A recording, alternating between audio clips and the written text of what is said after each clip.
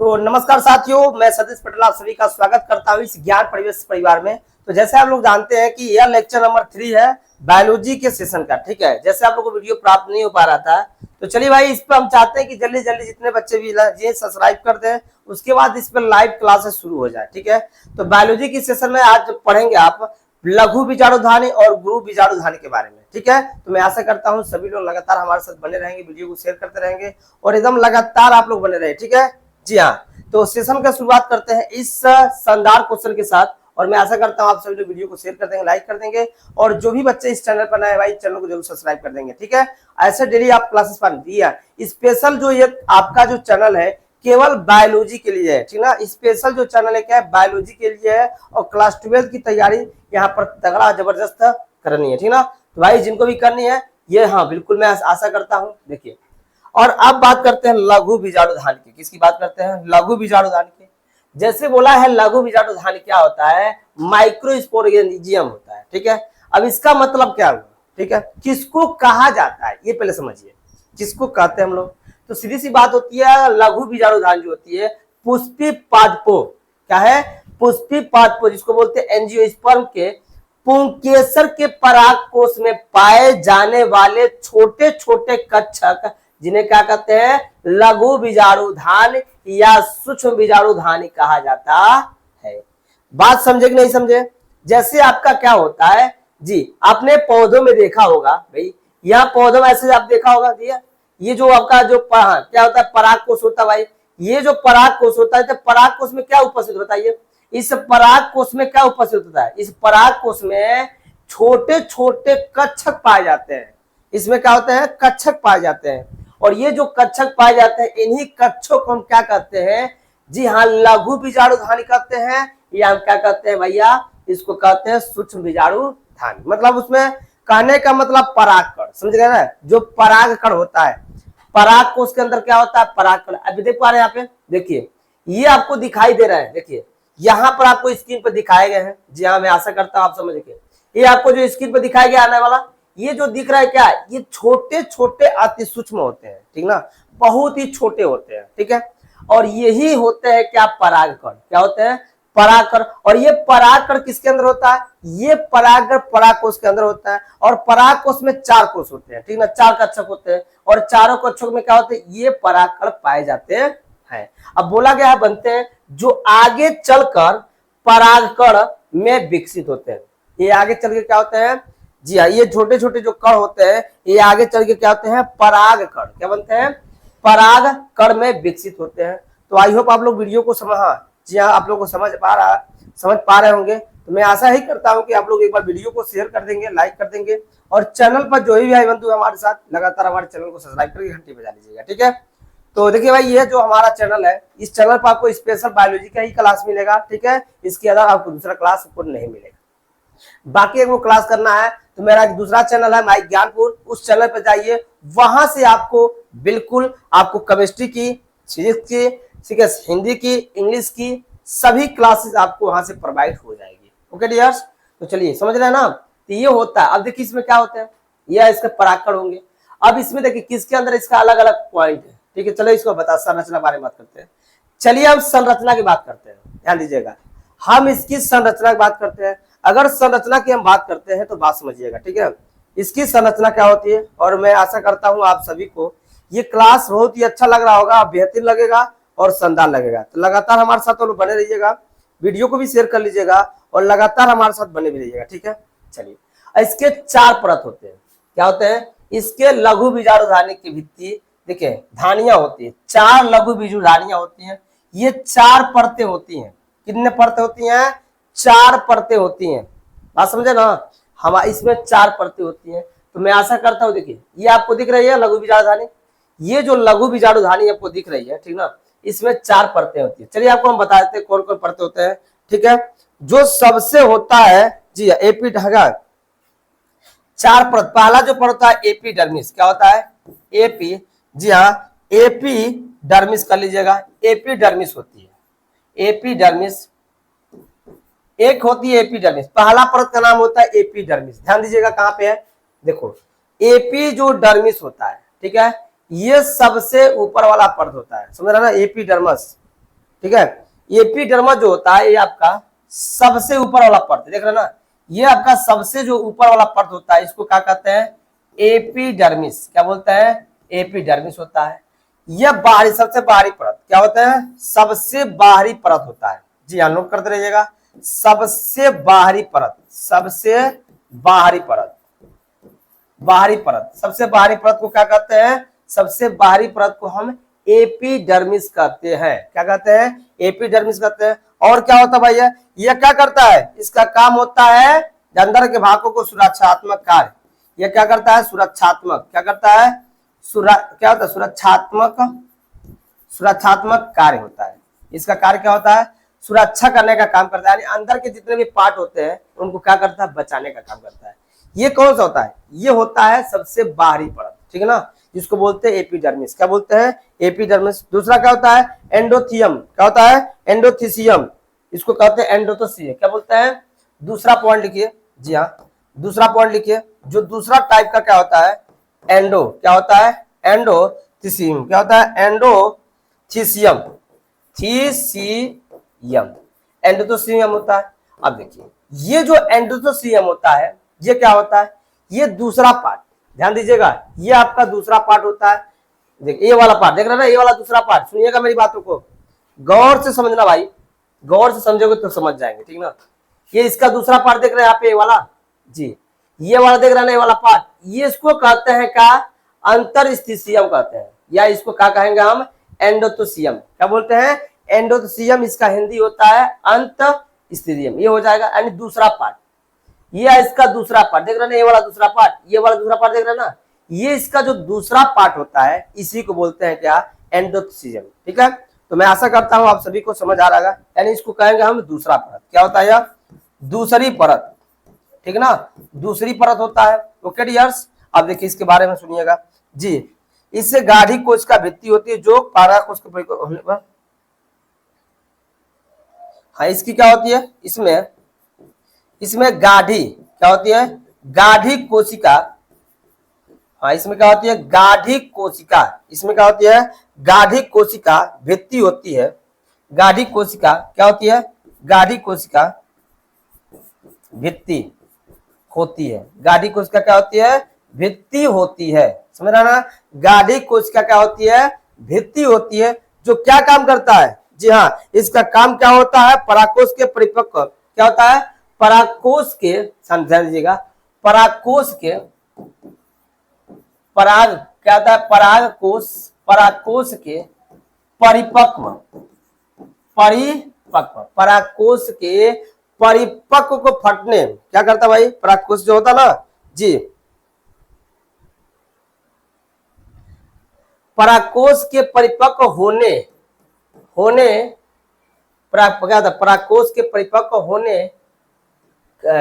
होने के बाद फटने में क्या करती है, मदद करती है। फटने में क्या करती है, मदद, यानी सहायक करती है, सहायक होती है। फटने में क्या होती है, सहायक होती है।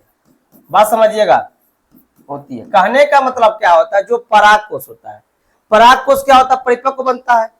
जब परिपक्व बनता है तो परिपक्व के बाद जो फटने में क्या होती है, सहायक होती है। और मैं आशा करता हूं आप सभी को क्लास बहुत ही शानदार तरीके से समझ आ रहा होगा। ठीक है, पर वीडियो को लगातार शेयर करते जाइएगा, और भाई आप लोग कमेंट भी करते रहिएगा, वीडियो को शेयर भी करते रहिए, ठीक ना। और मैं आशा करता हूँ आप सभी लोग कमेंट भी करेंगे, वीडियो को शेयर भी करेंगे, तो समझ गया ना। तो दूसरा पार्ट होता है परागकोष के परिपक्व, जैसे मान लीजिए आप देखिए ये दूसरा पार्ट, ये जब इसके अंदर जब क्या होता है, परिपक्व होता है, परागकोष परिपक्व होता है, अब फटने को तैयार होता है, उसमें सहायक कौन करता है, ये हमारा क्या होता है, एंडोथोसियम करता है। ठीक, अगला जो पॉइंट होता है मध्य परत। तीसरा पॉइंट क्या होता है भाई, नोट करते रहिएगा भाई, मध्य परत, क्या बोलते हैं इसको, मध्य परत। इसका क्या काम होता है भाई, चलिए मध्य परत की बात करता हूं। जो बीच वाला भाग होता है, ठीक ना, जो बीच वाला भाग होता है उसको क्या कहते हैं, मध्य परत कहते हैं। तो मैं आशा करता हूं आप लोग समझ पा रहे हैं, जी हाँ, लगातार हमारे समझ।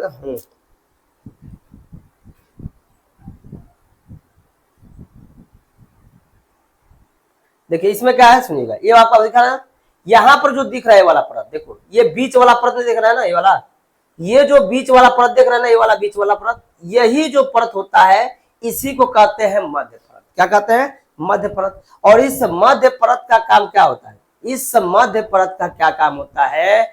जी हाँ, इसमें 2 या 3 परतें होती हैं। क्या होती हैं?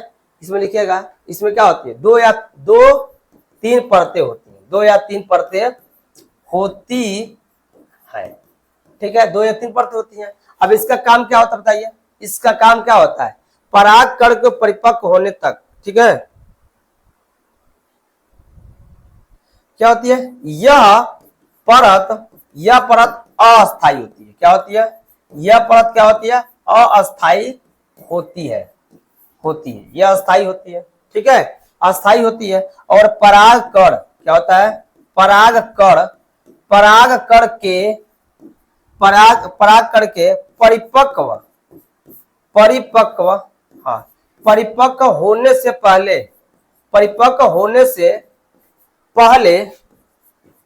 पहले ही क्या होता है? पहले ही नष्ट हो जाता है। मतलब परिपक्व जब तैयार होने लगता है ना, जब परिपक्व तैयार होने लगता है उसके बाद ये क्या होता है? ये कोशिका अपने आप क्या होती है?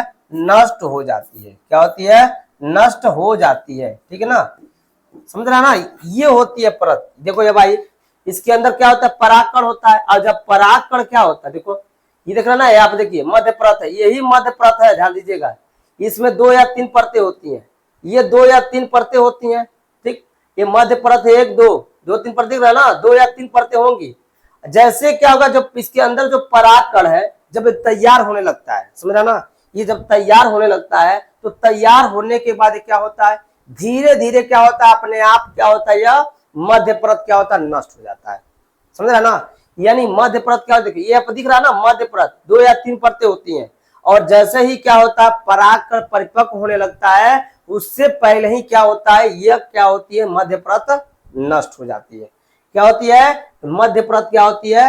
नष्ट हो जाती है। और मैं आशा करता हूं आप सभी को समझ आ रहा होगा। जिन बच्चों को नहीं समझ आएगा एक बार कमेंट करके जरूर बताइएगा। हाँ, मैं आशा करता हूं सभी को ये चीजें पसंद आएगी। और जिन बच्चों को नहीं समझ आएगा जरूर बताएंगे हमारे साथ। ठीक है, और लगातार आप लोग कमेंट भी करते रहे, वीडियो को शेयर करते रहे।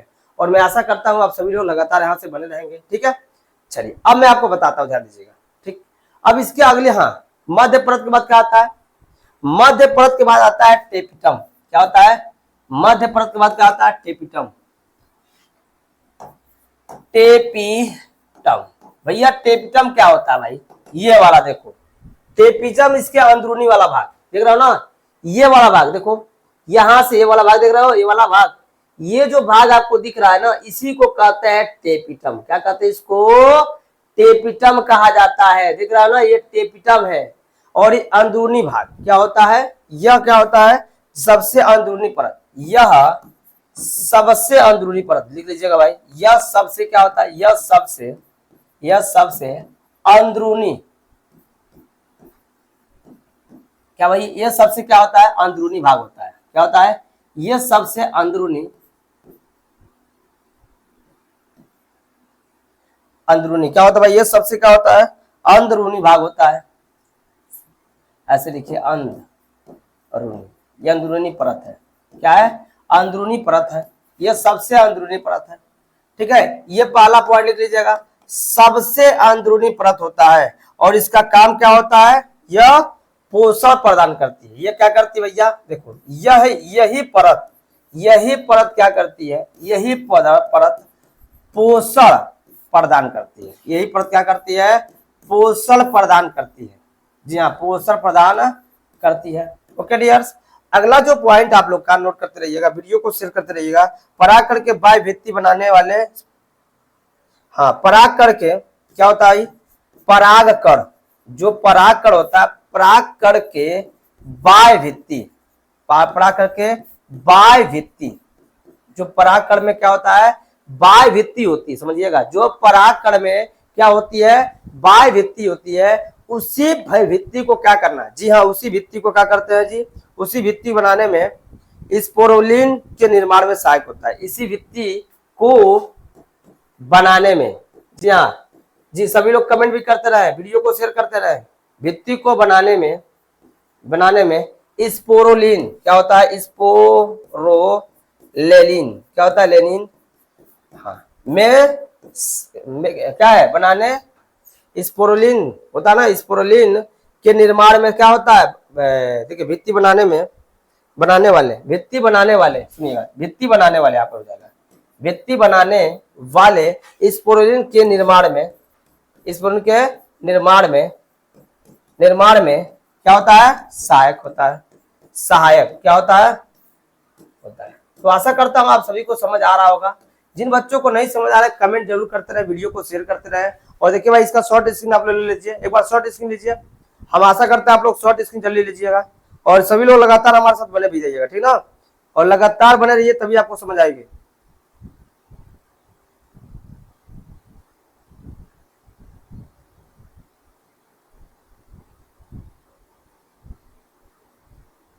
ठीक है, चलिए मैं आपको कार के बारे में बताता हूं, इनके कार क्या है, ध्यान दीजिएगा। देखिए यहां पर मैं कार की बात करता हूं, ठीक है। अगर मैं कार की बात करता हूं तो इसमें मात्र कोशिकाएं, जिसको क्या बोलते हैं, माइक्रोस्पोम मदर सेल यानी एमएमसी हो जाएगा, पाई जाती है, मात्र कोशिकाएं पाई जाती है। ध्यान दीजिए इसमें, देखिए मैं आपको बता रहा हूं, ध्यान दीजिएगा इसमें क्या होती है। देखिए इसमें मात्र कोशिकाएं, यहाँ पे देखो, देख रहे हो आप, इसमें एक बीच में, ये बीच में क्या होता है, एक बीच में कोशिका होती है जिसको क्या कहते हैं, लघु बीजाणु मात्र कोशिकाएं। और लघु बीजाणु जो मात्र कोशिकाएं होती हैं, यही क्या करती हैं, यही परागकण को बनाने का काम करती है, जिसको बोलते हैं लघु मात्र कोशिकाएं। भैया देखो यहाँ पे, जिन बच्चों को नहीं समझ आएगा बताइएगा भाई, मैं समझ पा रहा हूं, ठीक है आपको देख। तो इसका मतलब क्या होता है भाई, जी हाँ, इसका लघु मात्र कोशिका होता है। अब देखिए ये कैसे होता है, ये कैसे बनती है, मियोसिस जिसको बोलते हैं अर्धसूत्री विभाजन, क्या बोलते हैं, अर्धसूत्री विभाजन, ठीक ना, अर्धसूत्री विभाजन, अर्धसूत्री विभाजन द्वारा सूक्ष्म बीजाणु बनाती है। ये क्या होता है, देखो अर्धसूत्री विभाजन द्वारा क्या होते हैं, सूक्ष्म बीजाणु। यहाँ पर देखिए मैं बता रहा हूं, देखो यहां पर जो बनता है, ठीक ना, अर्धसूत्री विभाजन क्या करता है, इसका निर्माण होता है, ठीक। और प्रत्येक, ध्यान दीजिएगा, प्रत्येक एमएफसी से 4 सूक्ष्म बीजाणु बनते हैं, जिन्हें हम क्या कहते हैं, पराग चटकी टेट्राड ऑफ द माइक्रोस्पोर्स कहते हैं। लिख लीजिएगा भाई, लिख लीजिएगा, नोट करते रहिएगा, वीडियो को शेयर करते रहिएगा। और जो भी बच्चे हमारे साथ चैनल पर नए हैं भाई, चैनल को जरूर सब्सक्राइब कर लीजिएगा, तभी आपको हर एक क्वेश्चन से मैं यहाँ से, हाँ प्रत्येक, देखिए यहाँ पर, देखिए यहाँ पर प्रत्येक, समझ रहे ना, प्रत्येक का जो मात्र कोशिका है उसमें 4 होते हैं, क्या होते हैं, 4 तरह के होते हैं, 1 2 3 4, दिख रहा है ना, ये आपके 1 2 3 4 दिख रहा है कि नहीं दिख रहा है, यानी कहने का मतलब, हाँ इसमें प्रत्येक में क्या होते हैं, 4 भाग होते हैं। देखो एक भाग यहाँ पे देखिए, एक दिख रहा है, 1 2 3 4 5, 4 हो गया ना, 4 भाग होते हैं। अब इसमें क्या है, आगे चल के परागकण के विकसित करते हैं। देखो ये कोशिकाएं क्या होती हैं, ये कोशिकाएं सूक्ष्म बीजाणु जो होती हैं, आगे चल के क्या करती हैं, परागकण का निर्माण करती है, जिसको बोलते हैं हम क्या, जी पोलेन ग्रेन। जी हाँ, वेलकम, सभी का स्वागत है, स्वागत है साहू जी, एकदम सभी का स्वागत है जी। यहाँ पर खुशी जी आप सभी का स्वागत है, लगातार हमारे साथ बने रहिएगा, चैनल पर जो भी है बिल्कुल। जी चंदन जी आपका स्वागत है, बहुत बहुत स्वागत है, लगातार हमारे साथ आप लोग बने रहिएगा, क्लास को शेयर कर दीजिएगा। जो भी बच्चे हमारे साथ जुड़े रही है, एक बार सब लोग जुड़ जाए लगातार, तभी आपको हर एक क्वेश्चन समझ आएगा। और देखिए भाई जो भी बच्चे हमारे साथ जुड़े रहे एकदम लगातार बने रहिए, ठीक है। चलिए अब आपको चलते हैं, ले चलते हैं, बस इतना समझ गया ना। अब मैं आपको ले चलता हूं गुरु बीजाणुधान। ये क्या होता है भाई, देखो गुरु बीजाणुधान किसको कहते हैं, लघु बीजाणुधान किसमें होता है, वो तो पुंकेसर में होता है। किसको कहते हैं, पुंकेसर कहते हैं। अब आपको बताते हैं गुरु बीजाणुधान क्या होता है, जिसको बोलते हैं मेगा स्पोरेंजियम, ठीक ना। यह पुष्पी पादपों में अंडाशय के अंदर स्थित, यह पुष्पी पादपों में अंडाशय के अंदर स्थित अंडाणु को ही गुरु बीजाणु या क्या कहते हैं, मेगा स्पोरेंजियम कहते हैं, समझ रहे ना। यानी अंडाशय के भीतर होता है, ये जो होता है बीजाणुधानी, ये क्या होता है, अंडाणु को ही गुरु बीजाणुधान कहते हैं। अंडाशय में क्या है, अंडाशय के अंदर स्थित अंडाणु, जो अंडाशय के अंदर जो क्या स्थित अंडाणु होता है, ठीक, उसी को हम क्या कहते हैं, गुरु बीजाणुधान कहते हैं। अब देखिए इनकी संरचना देख रहा ना, इनकी संरचना क्या दिख रही है, तो यह संरचना जिसमें गुरु बीजाणु बनते हैं और यही आगे चलकर भ्रूण थैली, जिसको बोलते हैं एम्ब्रोसेक। क्या बोलते हैं? एम्ब्रोसेक या फीमेल, जी हाँ, जेमोटाइप का निर्माण करते हैं। क्या करते हैं? टाइप का निर्माण करते हैं। जैसे यहाँ पर देखिए, देख पा रहे हैं ना भाई? चलिए, ये आपको दिखाया गया है बिल्कुल, तो मैं आज समझ पा रहा हूँ। देखिए, ये गुरु बीजाणुधानी है। देखिए, यहाँ अंडाशय है। अब इसी अंडाशय के बारे में दिख रहा है ना, इसी भाग को क्या कहते हैं? गुरु बीजाणुधानी। यहाँ पर देखिए, मात्र कोश क्या दिख रहा है ना? बीजांड। इसको बोलते हैं बीजांडय। क्या बोलते हैं? बीजांडकाय। ठीक है, बीजांडकाय कहते हैं। ठीक है, और इसको क्या पूरे को बोलते हैं? अंडाशय। क्या बोलते हैं? अंडाशय बोलते हैं। तो मेरी बातों को समझ पा रहे कि नहीं, बताइए हाँ या ना? जी हाँ, जिन बच्चों को नहीं समझ आया बताइएगा भाई, और मुझे आशा विश्वास है आपको समझ आना चाहिए। ठीक है, और मैं आशा करता हूँ कि आपको क्लास बहुत ही बेस्ट, बहुत ही शानदार लगेगा। चलिए भाई, आगे क्वेश्चन क्या है ध्यान दीजिएगा। आगे जो पॉइंट हम बताने जा रहे हैं, संरचना, इनकी संरचना बताते हैं जी। पहला संरचना आपका क्या है जी? अंडुक, जिसको बोलते हैं न्यूक्लियस। जिसको बोलते हैं क्या? न्यूक्लियस, केंद्रिका बोलते हैं। देखिए, यह गुरु बीजाणुधानिका, ठीक है, यह गुरु बीजाणुधानिका, गुरु बीजाणुधान, गुरु बीजाणुधान का मुख्य ऊतक होता है। क्या होता है? मुख्य ऊतक है। मुख्य ऊतक है, समझ रहे ना? यह गुरु बीजाणुधानी का क्या है? मुख्य ऊतक है, जो क्या करता है भाई? जी हाँ, लगातार हमारे साथ बने रहिएगा। हाँ, इसी में क्या होता है? इसी में, ठीक ना, इसी ऊतक में, इसी ऊतक में, जी हाँ, इसी ऊतक में मातृ, हाँ, मातृ कोशिकाएं, मातृ कोशिकाएं गुरु बीजाणुधान क्या होती है? मातृ कोशिकाएं, जी हाँ, मातृ कोशिकाएं इसी ऊतक में, हाँ, इसी ऊतक, हाँ, इसी ऊतक में लिख लीजिएगा, इसी ऊतक में मातृ कोशिकाएं गुरु बीजाणुधान, गुरु बीजाणुधान पाई जाती है। गुरु बीजाणु, जी हाँ, गुरु बीजाणुधान पाई जाती है, पाई जाती है। समझ रहे ना? पाई जाती है। नोट करते रहिएगा, शेयर भी करते रहिएगा, और लगातार हमारे साथ जुड़ते रहिएगा। देखिए, इस अंडुक में क्या होता है? इसी गुरु बीजाणुधान का मुख्य ऊतक होता है। सही बात है, यह गुरु बीजाणुधान का मुख्य ऊतक होता है, और इसी ऊतक में मातृ कोशिकाएं होती हैं, जो गुरु बीजाणुधान बनाने में क्या करती हैं? मदद करती हैं। ठीक है, सहायक होती है। तो मैं आशा करता हूं आप सभी को ये क्लास जल्दी, इसका हाँ शॉर्ट स्क्रीन लीजिए, इसका शॉर्ट स्क्रीन लिए हम आगे चलते भाई जी। मैं आशा करता हूं, हाँ ठीक है, हो गया सब यार। चलिए भाई, अब देखिए, आपको देखिए, इस केंद्रक में होता है बीच वाला भाग जो होता है केंद्रीय। अरे भाई, केंद्रक कोशिका ये होती है ना बीच वाली भाग, इसको बोलते हैं केंद्रक कोशिका कहते हैं। ठीक है, अब चलिए अगला पॉइंट क्या है? अच्छा, यहां से देखिए, हाँ, अगला जो पॉइंट आपका अंडुक हो गया। दूसरा क्या होता है भाई? दूसरा जो परत होता है उसको क्या कहते हैं? क्या बोलते हैं उसको? आवरण। क्या बोलते हैं? आवरण बोल लिखिए, आवरण लिखिए भाई, आवरण।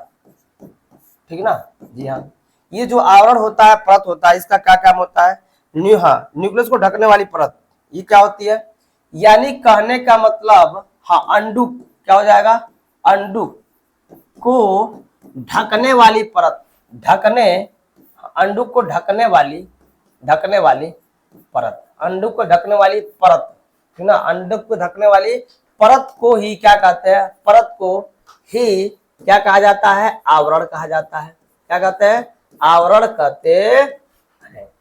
देखिए भाई, मैं बता रहा हूं, जैसे मान लीजिए क्या है आपका, यहाँ पे देखिए, यहाँ पे जो फिगर बनाया गया ना, देखो, ये जो आप दिख रहा है ना, ये क्या होता है? ये बाहरी जो परत होता है केंद्र के अंदर, और केंद्र को ढकने वाला जो आवरण होता है, इस केंद्र को जो ढकने वाला आवरण होता है, उसी को हम लोग क्या कहते हैं?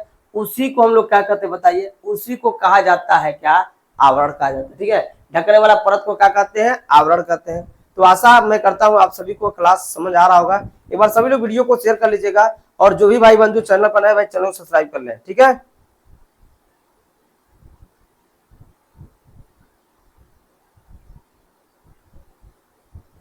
ठीक है,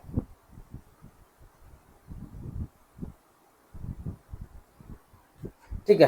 अब अंडुक होता है, अब इसमें देखिए, इस ये क्या होता है? यह दो आवरण होते हैं। इसमें क्या होता है? इसमें दो आवरण होते हैं। इसमें क्या होता है? दो आवरण होते हैं। इसमें दो आवरण होते हैं, आवरण होते हैं। ठीक है, दो आवरण होते हैं। ठीक है, जैसे पहला क्या हो जाएगा? बाह्य परत। क्या हो जाएगा? बाह्य होता है, ठीक है।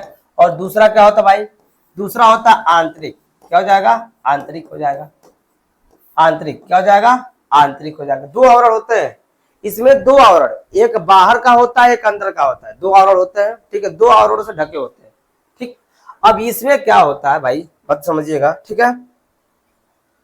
हाँ, इनके बीच में क्या होगा, देखिए इनके बीच में, जी हाँ, इनके बीच में क्या होता है, इनके बीच में छिद्र होता है, इनके बीच में क्या होता है, छिद्र होता है, इनके बीच में क्या होता है, छिद्र होता है। ओके डियर्स, इनके बीच में 6 छिद्र होते हैं, संरचना बता रहे हैं।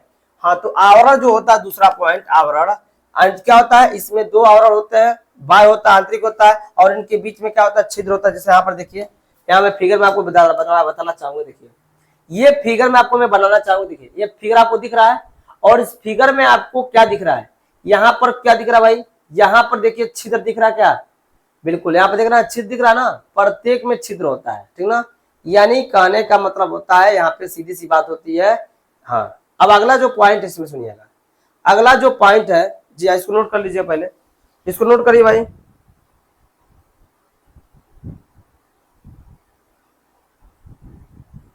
ठीक है, दूसरा होता है हिलम, क्या होता है भाई, दूसरा पॉइंट होता है, लिखिएगा, जी हाँ हिलम लिखिए। तीसरा पॉइंट इसमें, तीसरा क्या होता है, हिलम, इसकी तीसरा पॉइंट है हिलम। यह क्या होता है, हिलम, हिलम जो होता है क्या होता है, हिलम का क्या काम होता है, हिलम जो होता है अंडाणु की विडासन, क्या होता है, अंडाणु, अंडाणु को क्या होता है, क्या होता है, इसको बोलते हैं अंडाणु को विंडासन, क्या बोलते हैं इसको, बिल्कुल लगातार हमारे साथ, बीजांटस, क्या बोलते हैं, बीजांटसन, क्या होता है, बीजांटसन होता है, बीजांटसन को क्या करता है, हाँ अंडाणु को क्या होता है, बीजांटसन, क्या बोलते हैं इसको, बीजांटसन बोलते हैं, बीजांटसन, हाँ बीजांटसन हो जाएगा, लिख लीजिए आप यहाँ बीजांटसन, यहाँ पे लिखिएगा बीजांटसन, यहाँ पे लिखिएगा, ठीक है ना, ये आपका हो जाएगा। को, हाँ क्या करती है, को जोड़ती है, क्या होता है भैया, हाँ बीजांटसन को के, बीजांटसन कैसे, क्या लिखिएगा, बीजांटसन के जुड़ने के स्थान को क्या कहते हैं, जुड़ने के स्थान, के स्थान, ठीक ना, स्थान, यही होता है क्या, हिलम होता है, क्या होता है, उसको बोलते हैं हिलम। अगला पॉइंट आपका होता है चालाज, ठीक है, चौथा पॉइंट लिखिए, चालाज, चालाज क्या होता है भाई, यह अंडाणु के क्या होता है, यह अंडाणु के विपरीत सिरा को क्या कहते हैं, अंडाणु के, हाँ हिलम के विपरीत लिख लीजिएगा, हिलम के, जो हिलम के विपरीत होता है, हिलम के विपरीत सिरा, विपरीत सिरा, हिलम के विपरीत सिरा को क्या कहते हैं, हिलम के विपरीत से चालाज कहते हैं, ठीक है। पांचवा पॉइंट आपका लिखिए, पांचवा पॉइंट लिख लीजिए भाई, जी हाँ सूक्ष्म छिद्र, क्या होते हैं, सूक्ष्म छिद्र लिखिए, जी हाँ सूक्ष्म छिद्र लिखिए। ये क्या होता है भाई, सूक्ष्म छिद्र, आवरण के बीच छोड़ा गया छोटा छिद्र, हाँ क्या होता है, आवरण के बीच, आवरण के बीच, आवरण के बीच, आवरण के बीच छोटा, आवरण के बीच, आवरण के बीच छोड़ा गया, क्या होता है, छोड़ा गया, छोड़ा गया छोटा छिद्र, छोटा छिद्र होता है, आवरण में क्या होता है, छोटा छिद्र होता है, जो क्या करता है, जिसे पराग नलिका, जिसे पराग नलिका प्रवेश करती है, जिसे छिद्र, हाँ छिद्र होता है, छिद्र जिससे क्या होता है, जिससे पराग नलिका क्या होती है, पराग, यहाँ पे लिखिए, यहाँ पे लिखिए, पराग नलिका क्या हो जाएगा, पराग नलिका, समझा ना, पराग नलिका प्रवेश करती है, पराग नलिका क्या करती है, जी हाँ प्रवेश